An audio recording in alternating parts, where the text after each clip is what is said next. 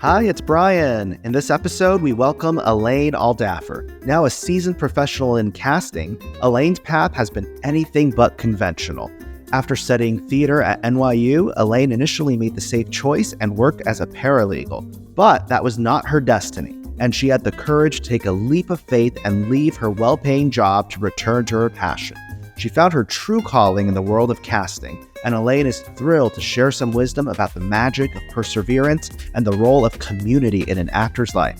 Before you listen, you've got to grab our Backstage Pass because it is packed with Alaine's top tips, insider advice, and additional resources that will give you a competitive edge. You can grab the Backstage Pass by going to podcastbackstagepass.com.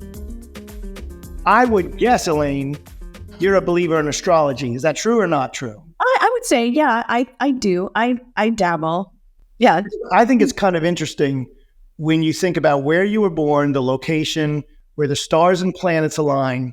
Like that dictates at least a certain, let's just say, roadmap that you're given. However, you can change that roadmap as you go along life, and it's up to you to change it. Do you agree with that? I do. I think that we write the script. I definitely think that. And I think there are certain, like you said, road markers. I think, there are certain things that are, I don't know if I want to say preordained, but I think there is a script that we write before we come into this life. And then I think that can change as our journey changes and as we learn lessons. And I think it's like, I do think it's a karmic thing that we bring that script in from maybe previous lives or whatever. I'm not sure. I mean, it's all kind of like exciting to think about and speculate. I think we're pretty boring. I think we do reincarnate with the same people over and over. When you say we manifest the people in our circle, do you think we can manifest the things we want out of life? I do. I think, I think, being positive and you can change your trajectory by just putting your focus on the things that you want. But I think it's also that can be limiting too. So it's kind of like, I always say, this or something better. That's kind of like how I operate. But I do think that by, thinking positively and by, and doing what you love too, and committing to what you love and having the courage to commit to what you love to do. I think you're sending a signal out to the universe that this is, I'm a serious player and this is what I want in my life. So I think, yeah, absolutely. I do believe in that all makes sense to me. It all makes a lot of sense to me. And it's funny. I was also when I was thinking of you, I was like, wow, it's funny. Like, have you had the chance of? I'm sure you have, but to me, you're like the cousin, or maybe even sister or some relative of Marcy Phillips. There's something about the two of you. Oh, I've heard that. I've heard that we're kindred spirits. And not only I've met her and she's so awesome. And then, and I've read her book too, which I think everybody should read, about being a present actor. And I think she's amazing. But yeah, I definitely think that we're probably very much on the same spiritual wavelength as far as how we feel about actors and how we feel like, actors are spiritual beings and storytellers, and actors are creatures that go back, their legacy goes back many millennia, and it's something that you're called to do, and not everybody has the courage to answer that calling, because it's not an easy life. It's I don't like the word competitive, but there are a lot of challenges. Let's just say there's a lot of challenges, but there's also a lot of rewards. And I think that's what pulls people in too. But I think the people that have truly been called to do the work, and I always say it's not something you choose, it chooses you. The people that are called to do that work and persevere. They usually they find their way. They find their path. The path gets easier as you go, if that makes sense. I'm a perfect example of it. I was bitten by the bug, when I was 5 years old, and I knew I wanted to be part of this community. And, I remember my kindergarten teacher asking me what I wanted to be when I grew up, and I said an actress, except I already am one. I told her, I already am one. But I never quite knew where I was going to fit in this community. I just knew I wanted to be part of the community, and I never knew where I was going to fit. And it was hard because I went to NYU and I was a theater major, and I had a lot of well-meaning people, relatives and friends telling me, oh, you got to do something else because it's so hard to be an actor. It's so competitive, and it's so, there's just so few jobs. There's so much, but that's like this scarcity mentality, and I think that can be as big a challenge as any. But I'm glad I decided, nope, I'm going to go to NYU. I'm going to be a theater major. I'm going to study. I'm going to find out what this calling is all about. And then, and so now, and then that path led me to where I am now. This is my dream job. I mean, I remember like the first time I worked on a casting project, I went, oh, this is where I belong. Okay. This is where I was supposed to be. How did it get from NYU to that casting project? Oh man, there was like a lot of twists and turns in that journey. Well, there was something that happened that made you say, okay, I'm going to try this thing called casting assistant or whatever. Yeah. What led you to that?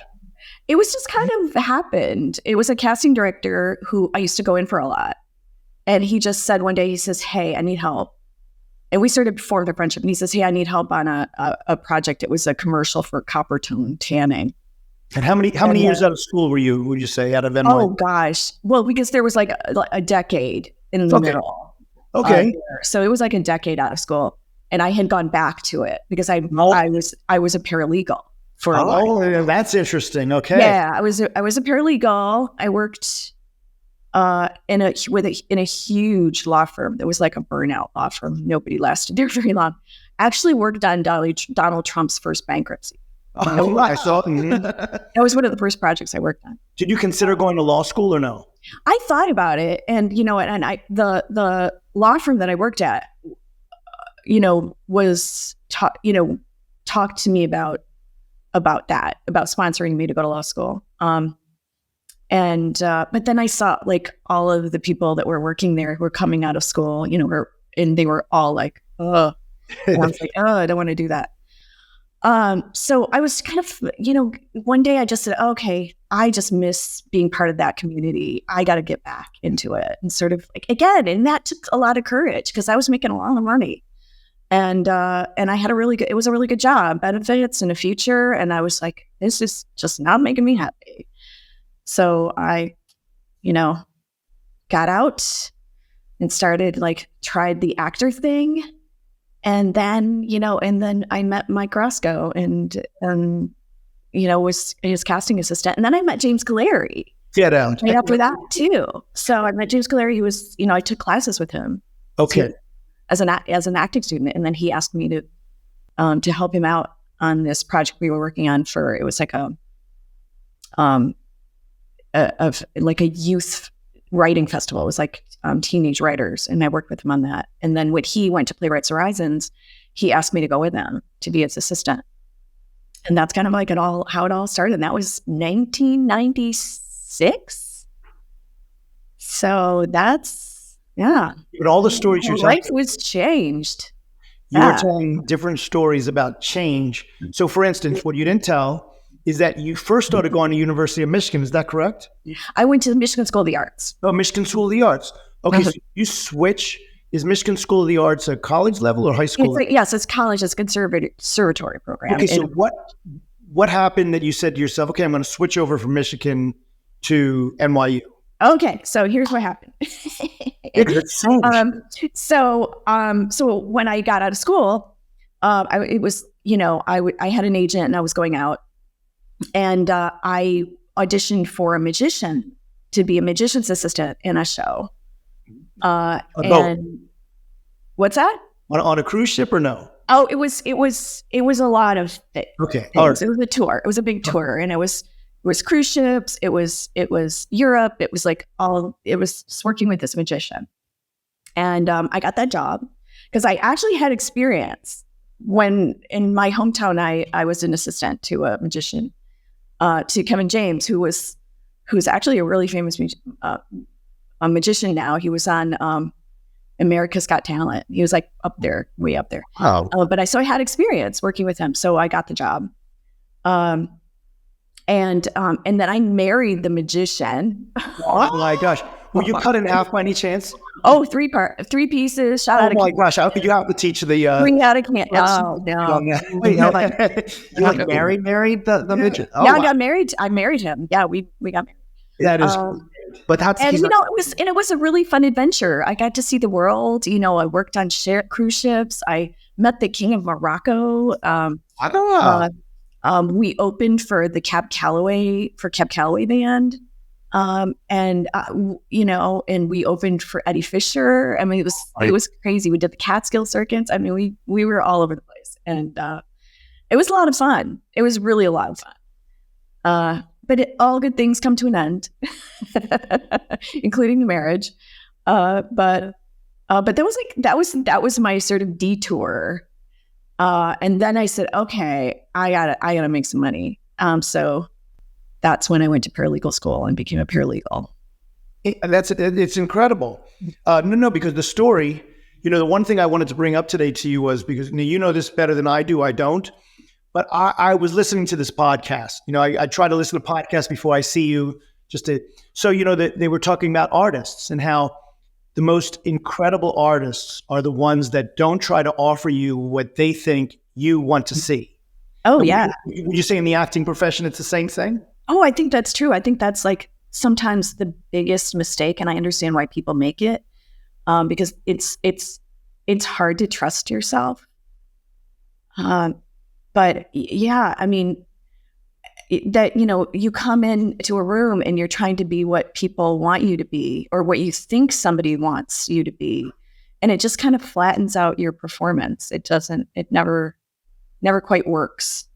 And I can always tell when somebody is like trying really hard to give the director or the writer what they want or what they think they want. And the thing is, it's like sometimes they don't know what they want. Sometimes they're waiting for somebody to come in and show them something exciting and new and different. And yeah, so I think that's really true. It's like, but it's hard to be organically yourself, and it's hard to trust that coming in and sharing your own point of view. I always say that. I would say, actors need to come in and not pretend, but they need to come in like you're a consultant, like you're part of the creative process and you're a creative collaborator.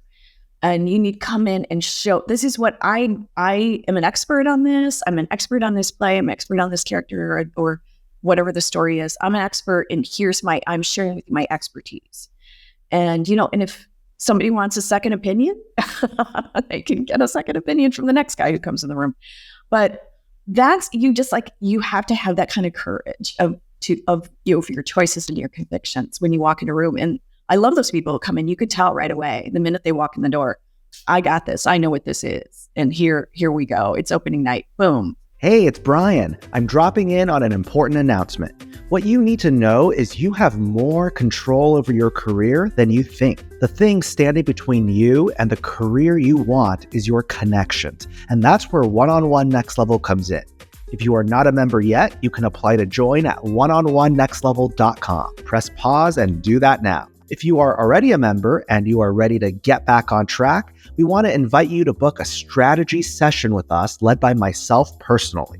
We will help you prioritize which classes make the most sense given your career goals. You can find these under the Resource Hub in your account portal.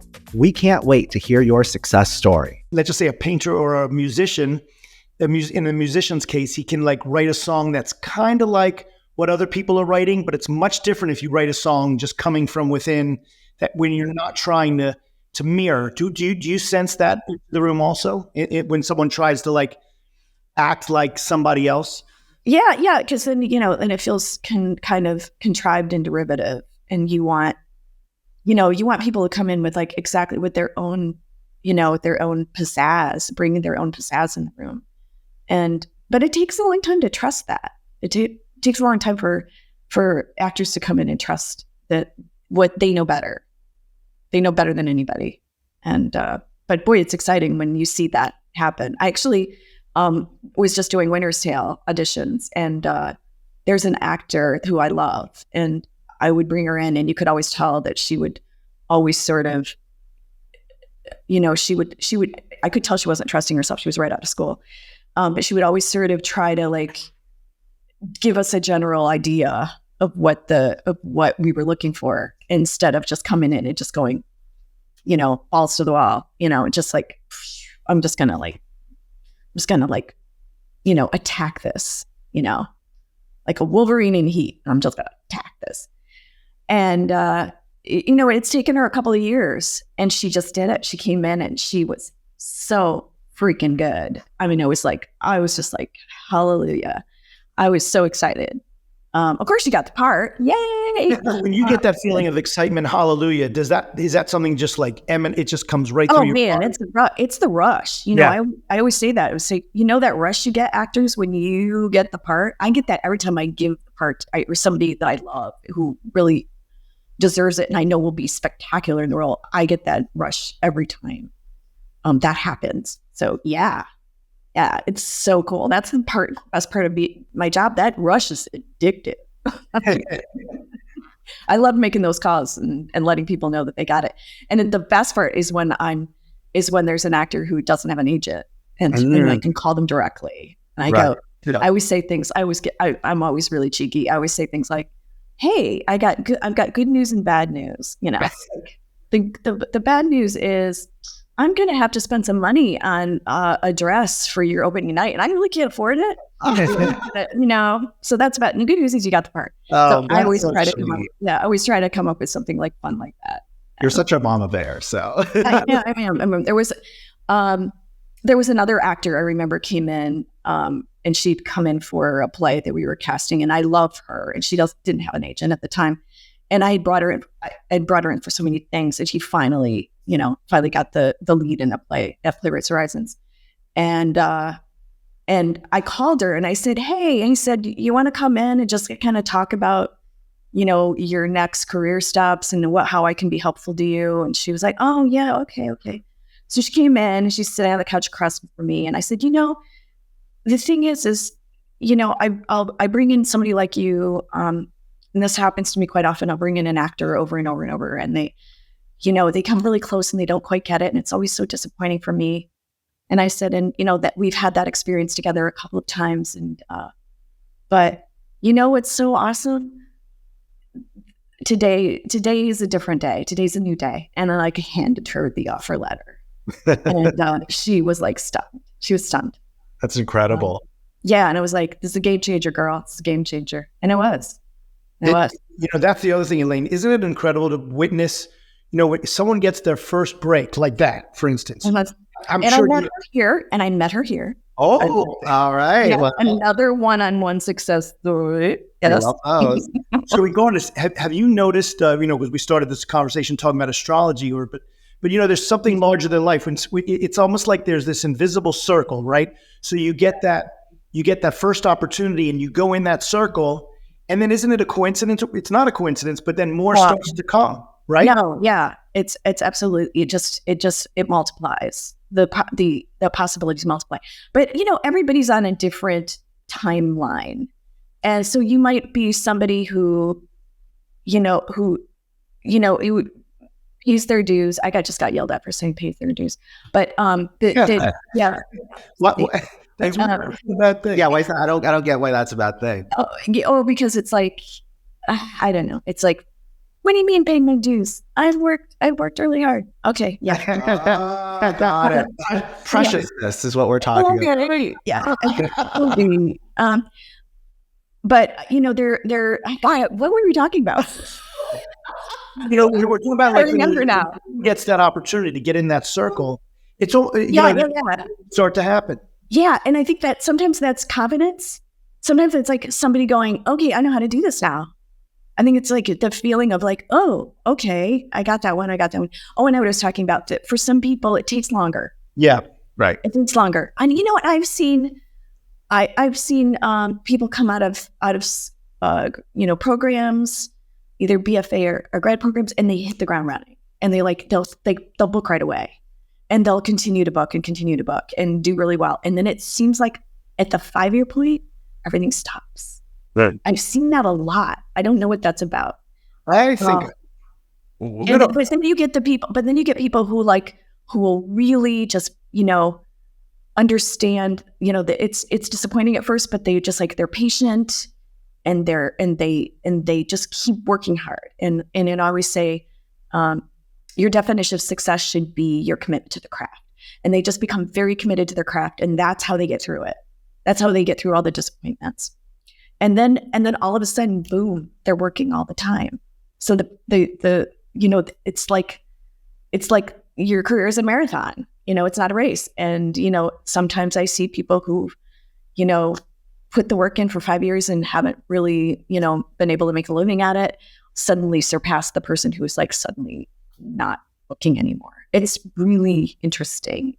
But that's why it's so important not to base success on what's in your bank account, and really on your commitment to the work and to the craft and to the community.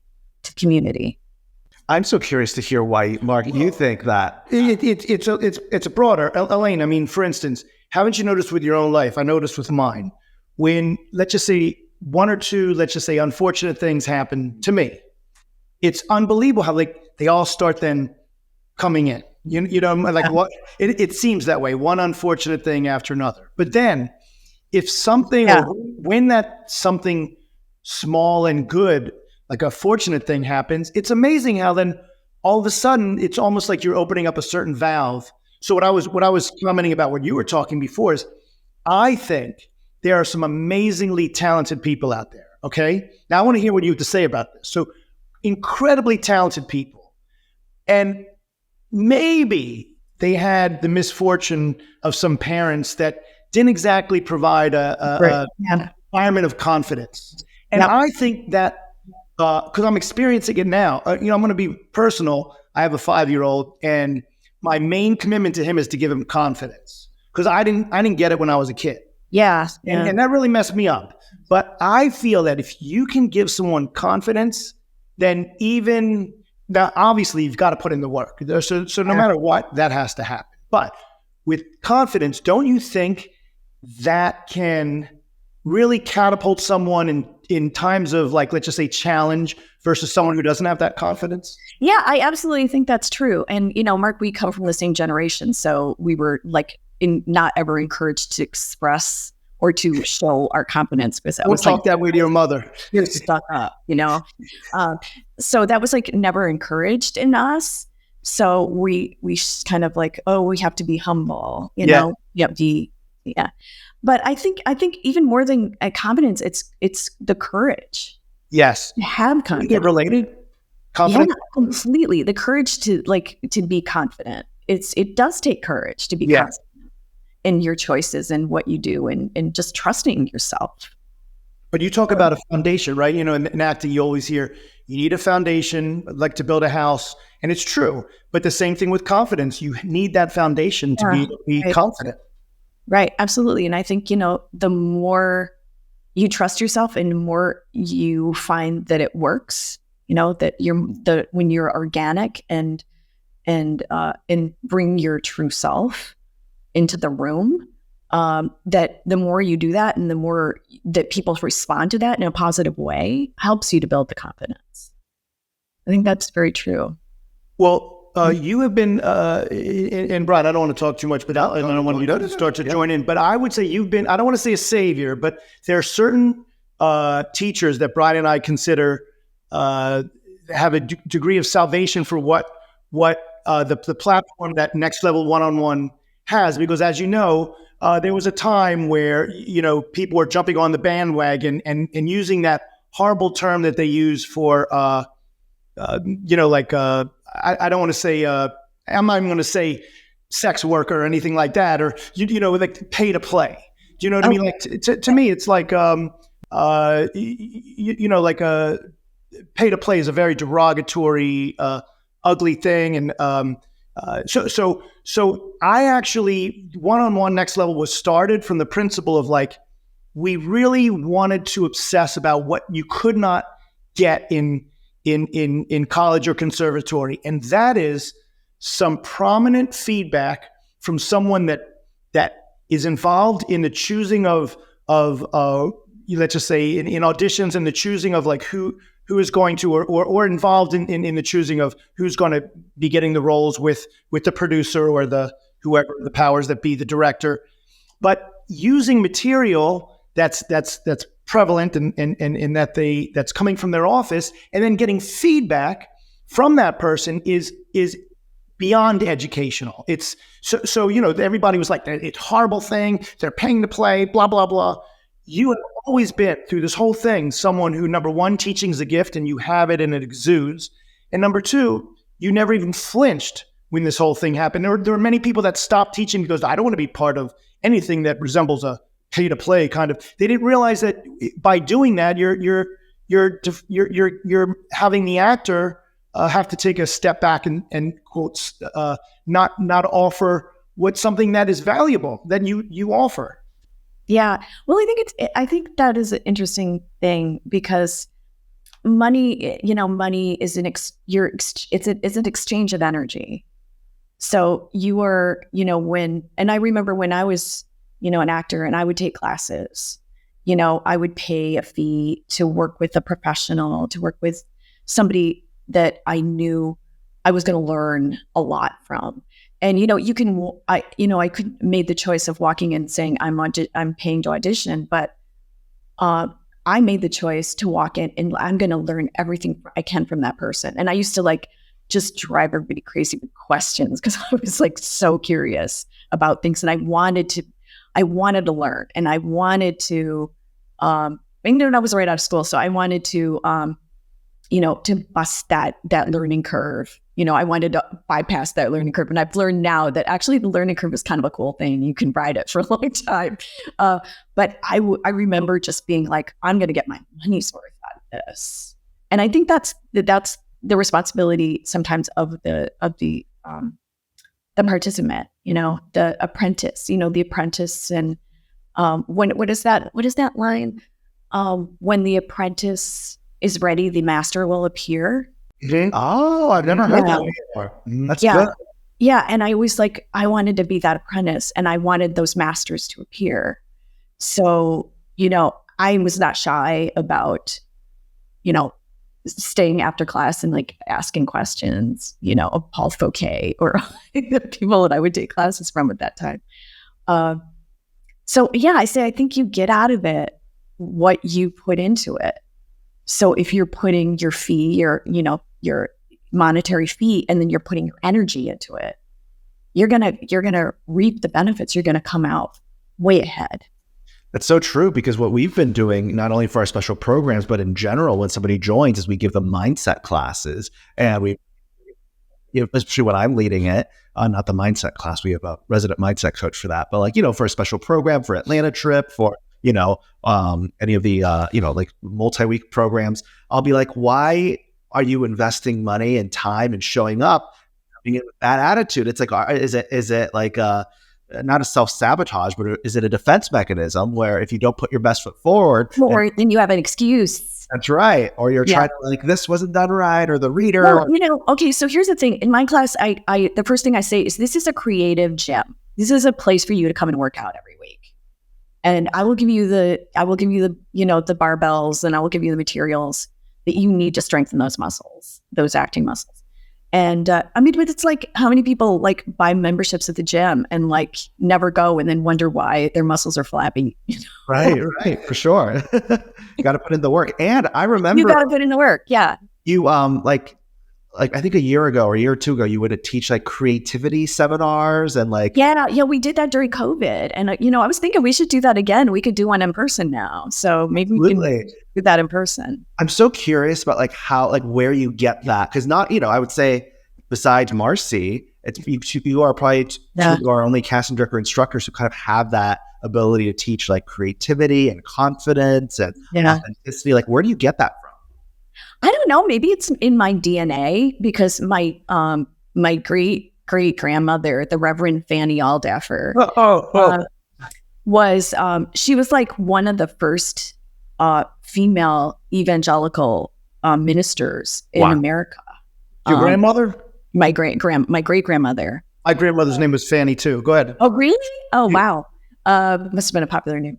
But she was like very charismatic, and she was a faith healer, and people would come to her, and she was incredibly loving, and she had a mission home where she would take in homeless people, and she would feed them and clothe them and give them shelter, and she was just like, she believed in giving back, but she also believed some wacky thing. Let me tell you. She really did. But boy, she had the courage of her convictions. Kind of the theme of this podcast. But I think I kind of take after her a lot. And then my paternal grandmother was very, very and much involved with the March of Dimes and Catholic Women's Charities, and like every year she was winning awards. She was one of the first Meals on Wheels people. Wow. She was one of the first Meals on Wheels people, and she would start like prayer chains that would go all around the world. I mean, that they would start in Little Jackson, Michigan, and go all the way around the world like a couple of times. These prayer chains. So I think I got it from them. I know a lot of people tell me I'm very much like my grandmother. So I don't know, maybe it's just like, that's my calling. I talk to actors about their calling. This is mine. And my children and my babies are my actors. And I feel like a huge responsibility to make sure that they feel seen and they feel respected. And I like being a mentor to all of them and being there for them so that they can navigate through the crazy, rough waters of making the choice to be an actor, because it can be really tricky. So I guess, I don't know. It's just like, I just feel like, again, I feel like it's my calling. You can definitely tell, and like how much you care, want to make sure they're taken care of. I do.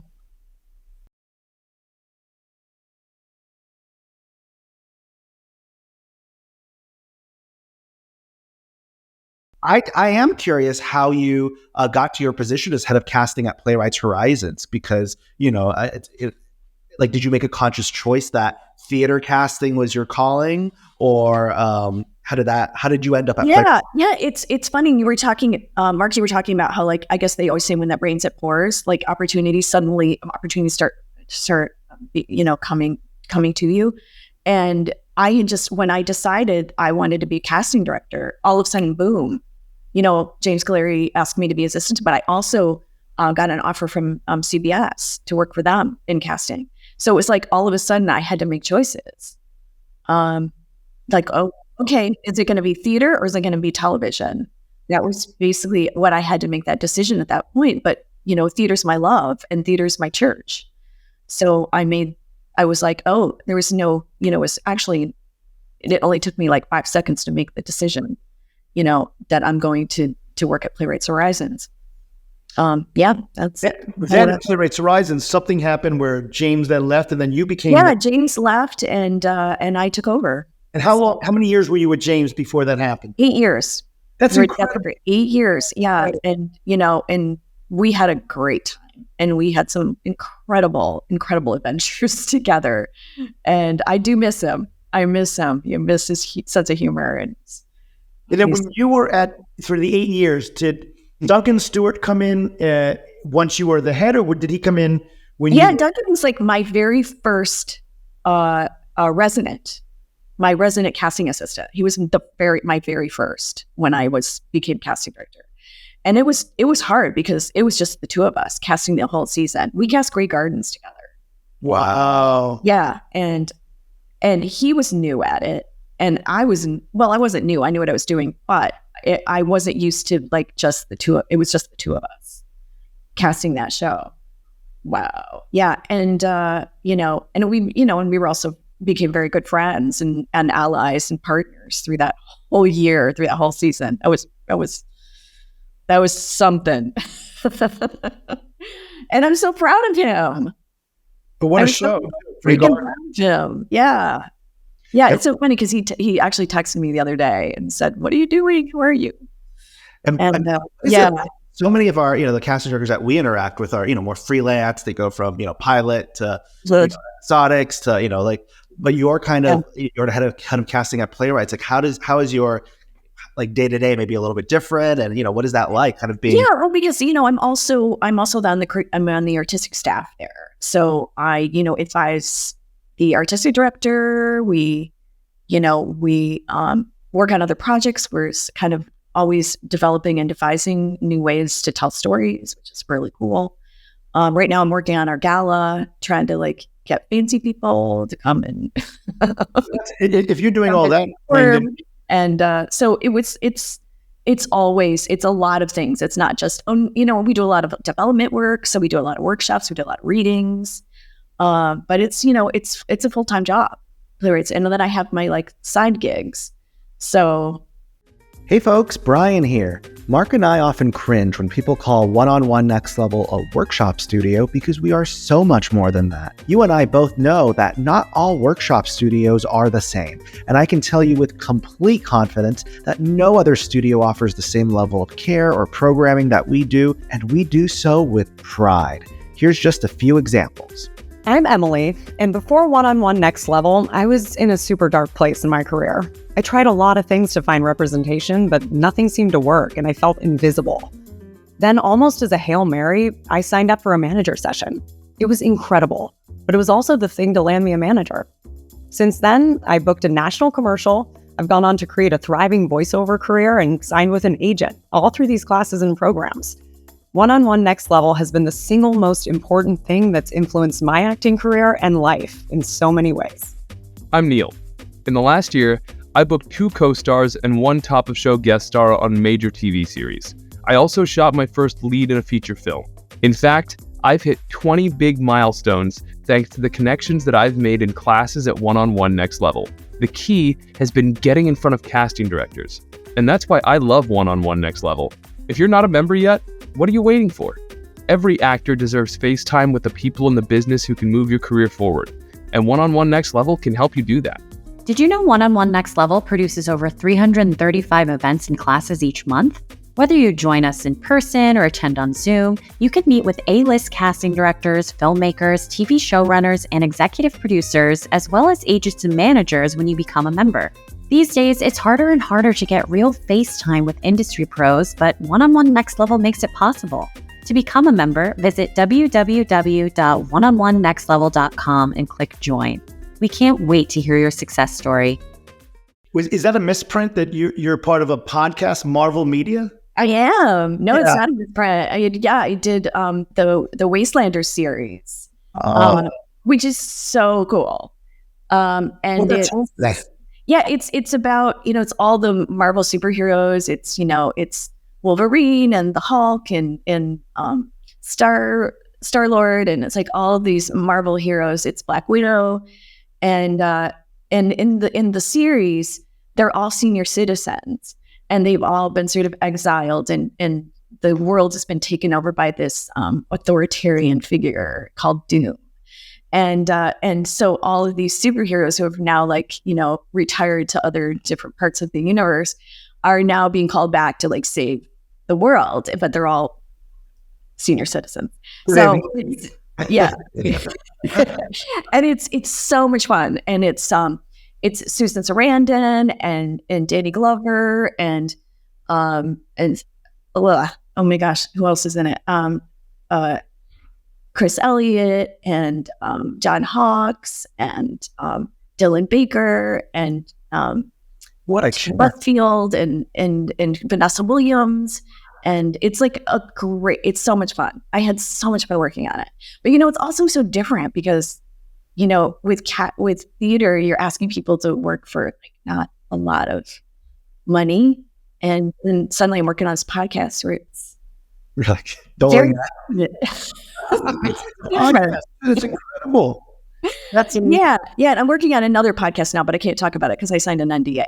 But I'm working on another one right now, and I just got a big casting thingy today. A big connection between balloon. podcasts, and all of a sudden someone say, "Hey, I want you to do this podcast." Yeah, well, it's so interesting how it started because I worked with Kimberly Senior, the theater director, and I've worked with her on a couple of projects. And so she got hired, and then she said, "Hey, you want to cast with me?" And I was like, "Yeah."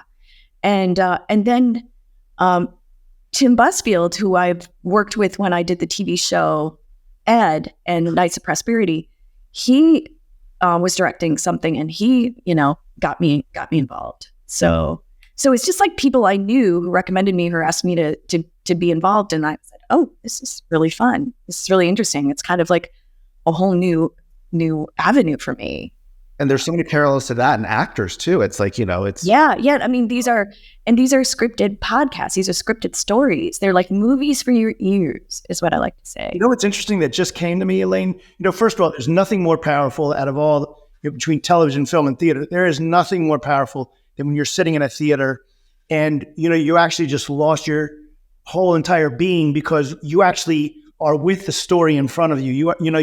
You're there. You forgot you're sitting in a theater. Not like the best, where you just like forget where you are because you're. I will tell you something now. For me, when you were saying the podcast thing, I'm like, where's the connecting? And then I thought to myself, first of all, when I was a little boy, I knew just like you, I wanted to be part of this business, right? Yeah. The power of the sitting in a theater. You did community theater, I saw. Yes. There was nothing like it, sitting in a theater. There was one thing for me that probably even went beyond that, and that is, when I was like a little kid, like fourth grade, I remember I would have to go to sleep at a certain time, but there was this thing on the radio called Mystery Theater. Yeah. Okay. And they showed like every night at 10 o'clock, this like, whatever it was, like, they had a new hour-long scripted, like radio show of like, it was with great actors, but it was all listening. You weren't able to, and the power of power of listening. So were you like with your little transistor radio? And my transistor underneath the pillow. Me too. Okay, I go it a couple times, and you're like, well, she's in the room to hear it. And in the fourth grade, you're like, it's 5 at nighttime. I used to do the same thing. I used to just like have to turn it really low so my parents didn't hear me listening. So the acting, when you're listening to something that comes through that little transistor radio, is probably even more powerful than sitting in a theater seat, which is even more powerful than a television or a film performance. It's incredible. Well, I think it depends. Like some people are more audio, is that right? Yeah. And some people are more visual, and I feel like I'm both. But I love listening to scripted podcasts, and I love audiobooks, and I love all that stuff. Yeah, there's something very powerful about you're bringing your own imagination to what you're hearing. Visualizing you're visualizing what's happening as you're listening to it, and there's something really powerful about that because you're part of the storytelling. Mm-hmm. Until we learn. Yeah, you're like the scenic designer. You're you're directing the actors. You're creating the actors. It's like it's so cool. But we're dating ourselves with the transistor radio thing. I know what it is. But I will say, until we learned about this project, that the Marvel podcast, I didn't even know these existed because like I'm such a visual person, so like audio stuff for me kind of just goes out the window. It depends. Yeah, it depends on who the person. I think. Yeah, I think I was just good at tuning out like AP European history, sitting there. The teacher would be talking, and I'd be like, I just go out the other ear. But now, I tell actors to listen to these scripted podcasts, and also like watch TV shows and turn the sound off. Mm-hmm. You can learn so much. Yeah. That's interesting because that guy. I still remember. There are only so much I remember, not too much. But David Mamet in his book says, the basic difference between the theater and like a film is in film. It's like you're telling the story through pictures, and in theater you're telling the story through words. Yeah, it's all about text. It's all about text in theater. That's so true. And you said if you close your ears and you're watching something on the screen and you can follow it, that director's doing a good job. Exactly. Yeah. Yeah, I do a lot.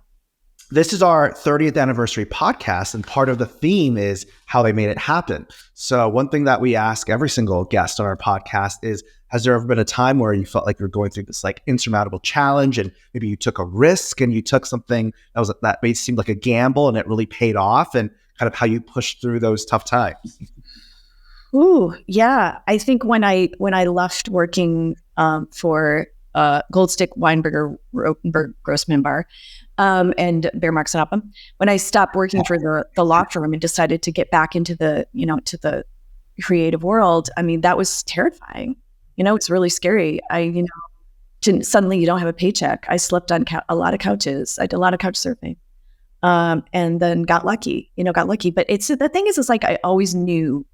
And it's so true. It's like when you trust those instincts, or is it, what's the saying when you take I think it was Garda who said, when you take a step towards your destiny, the universe will take 1,000. And I really, truly believe that. I probably more than I do now. But I trusted that, and it was scary sometimes, but it was good. And I think now also because of COVID, people are just not coming back to the theater, and that's scary. And I think theaters right now are grappling with the idea, okay, do we produce less? Wow. Or do we produce more but differently? And what do you think is going to happen, let's just say 3 to 5 years from today? How do you see theater? Okay, so here's what I think. I think, because there's a lot of people, including my husband, who's always saying, theater's dead. He's not in the theater, so he doesn't know. He just likes to say that because it riles him up. But when you go back to the days of Cromwell, and Cromwell was like, okay, we're getting rid of theater. Okay. I mean, again, like I said, this is a tradition. Theater goes back many millennia. And Cromwell came in, and for I don't know how many years, he was like, theater was abolished. Okay. And what happened? People were like, oh, no. I mean, it took a while, but they were like, And then, they got rid of Cromwell, and they brought, Charles II. Is that right? Yeah, back. And that was and you had the Restoration. You had the restoration of theater, and it came back bigger and stronger than ever. So that is what I see in 5 years. I think we're going to figure it out. Yeah, there's a need to figure it out, because you know what? People have a need to be together. They do. And and there's something about people in the dark hearing stories from people in the light. Yeah. There's something really, really powerful about that. And I think people are still scared to come back because there's still cooties out there. But I think people are going to come back. But I also think that we do need to change the way we tell stories. And I think we need to be, and I think we have to adapt. We have to adapt to our new audiences and finding ways to get them to come back. But I feel good about it. I think it's going to be okay. I think, my favorite story, my husband was reminding me of this, is the West Bank restaurant, which is across from Playwrights Horizons. They used to have this amazing veal chop. Okay. And it was like this big. I mean, I would get it, and then it would eat it. It would be a meal, like 5 meals, And the owner, Steve Olson, said to me one day, he goes, that veal chop, we don't make any money off of that veal chop. But it's popular, so we have it on the menu. So when COVID happened, he was like, well, I can't serve that veal chop anymore because it's too expensive. We can't afford it. So what he did is he shaved it into thin layers and made veal schnitzel out of it. He was creative. He found a creative way, and now it's one of the best dishes on the menu. It's something, and I know people who don't like veal, sorry. Oh, you can't have veal? Yeah, or don't believe in eating veal. But he has found a creative way to get people to keep coming back and ordering something that is now evolved into a completely new dish, and it's fantastic. It's delicious. It's better. I prefer it to the original. Right. And I think that's what's going to happen with theater. I think we're going to have to evolve, and I think we're going to have to be very creative. And but people love stories. Yes, they do. And theater's not going. Stories. And theater's not going away. It's not going away. Yeah. I'm so curious. What is there a percentage of how audience tickets are down? Oh, tickets are down. I don't know. Yeah. But it's down a lot. But it's down a lot from what you're. Of course, everything is down a lot. And I'm also trying to find creative ways to get people to come in. I always say this to my bosses: one of the greatest untapped audiences we have are acting students and actors, and actors who are learning, because this is their church. This is where you come to learn. This is where you come to, find out like who the new writers are, or what the new stories are, or get ideas for classes and working and things to work on. So I like really want to create something to get and they can't afford it because it's so freaking expensive, to go to the theater. So that's what I want to do. I'm working on trying to create something for actors, that's affordable, so they can come and see our shows. I remember we saw after COVID was like $220 for like one ticket or something. It's crazy. It's crazy. I mean, that's more commercial theater, but that's what I'm trying to get these actors to come to off Broadway and off Broadway and find ways for these theaters to make it affordable and easy for them to get tickets. So, but that's something I'm thinking about. So, you guys have any ideas? I'm open. Well, we're always a mind meld. Like, I feel like the three of us. I think that's great that you're doing that. Yeah, that's really cool. Yeah. I think it is. It's like that audience that will never go away. Yeah, and that's another thing my husband says. They're all on TikTok. They don't want to come to the theater. I was like, no, I would love to attract the TikTok audiences, but to come to the theater. But what's funny, this is dating, but myself. But do you remember like when Angels in America first came to Broadway, and it was done in such a way with using different mediums where people were like, oh wow, this is a different kind of a theater experience. Yeah. Yes. Yeah. So I always thought after seeing that show, oh, theater's drastically going to change. It actually didn't, but I do feel like, theater, rebirth of theater by using probably different mediums is going to be the way of the future. Yeah, I do think that. I think that, and actually, we just closed Downstate at Playwrights Horizons, and I was particularly proud of that show because I don't know if you know what the premise is, but it's about a halfway house of pedophiles, of people who've been charged with sexual pedophilia misconduct, and the show is so much about restorative justice. And when Bruce wrote it, he was like, okay, and he's a very provocative writer, but he was like, okay, what's the one group of people that everybody hates and we can all agree on in a country? Alaine, it's funny that you say that because I'm really curious because when I saw, did you see the film with Kevin Bacon where he played a pedophile? Yeah, I did. Yes, I did. He actually played a pedophile that you had compassion for. Exactly. And in this show, you do. And a lot of theaters didn't want to produce this show because they knew it would be because everybody hates pedophiles, right? An issue. And actually, it was like Ted Cruz and like said some mean things about us, but it's okay. We invited him to come to see the show, and you said no. Yeah, but I think what happened is we trusted our audience to understand what it was about, and they embraced it. And understanding that we're all human. And, that's right. We're all human, and these are broken humans. And maybe the way we treat them is not the way we should be treating them. I don't know. Or maybe there's a better way. There's a way for healing. I think it was so much about the tragedy of that, of people who fall into that. And how can we help them? And how can, or how do we protect our kids?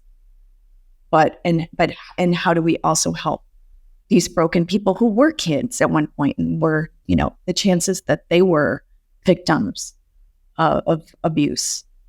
And when you say theater's a church, I really do feel like we are all, we're all the same, even though we're different, right? And there are paths I know I could have taken in my childhood where I went down a wrong path, but you know what I mean? Fortunately, I was with some good people, but I always try to relate to everything. And I think that's what theater does. It makes us see things that's maybe not our world, but gets us, if it's good theater, makes us go like, oh. And I think that's why theater will never die. And it's healing. And when my husband saw the show, and he's not a theater person, but he didn't speak for 12 hours. I mean, he was really, really shaken by it. And he said to me, the only thing he said to me was like, is that what you call entertainment? But then afterwards, he couldn't stop thinking about it because he was like, it really made me think in a different way than I've ever thought. And I think that's what theater's supposed to do. It's not supposed to give us the answers. It's supposed to ask the questions. And then we can explore within our own lives and our own beliefs and decide what those answers are. Thank you so much for listening. If you haven't done it yet, grab the Backstage Pass. Don't treat this podcast as mere background entertainment. The Backstage Pass offers exclusive resources and behind-the-scenes footage that empower you to make a real impact on your career.